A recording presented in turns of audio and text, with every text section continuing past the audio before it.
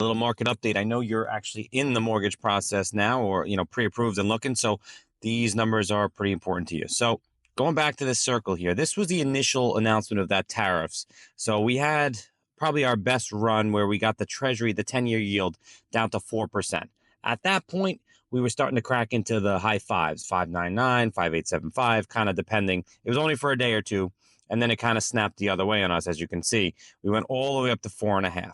Now that put the rates back over 7%. So this swing right here, as you're talking about, between 6 and 7%. We finally started to sell off again and settle out.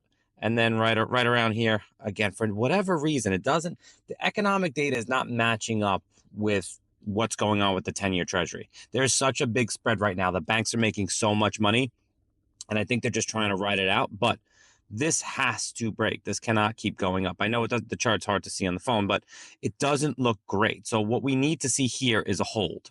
So today, if we can catch this and not turn back up, it's a good sign for the market. We're going to have this bouncing back and forth thing. So rates are going to just be fluctuating, but we're going to get more opportunities like we did over here and like we did over here. And depending on when you're closing, those are the opportunities we look to lock. So, what we don't want to happen is you be in a loan process, we're watching the rates here, and you're closing in a week, and then the market turns back up the other way on you, and we don't have a chance to kind of relock here. So we're going to go dependent on when you're closing, but right now use this range because I think we're going to stay in here for a little while. As long as we don't break above anything over here, that's going to look much more disgusting, but I think we're okay for now. Let's just catch the waves.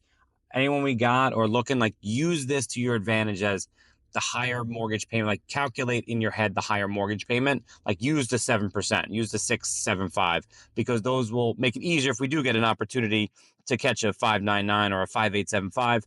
Your numbers can only get better there. Let's try not to use the best case scenario for these when you're shopping for houses. But like always, reach out to us, throw it in the group text. We'll get the numbers run for you, and then depending on the taxes and all that, we can give you an actual payment for each property. But total scheme of things, remember that this is all short term.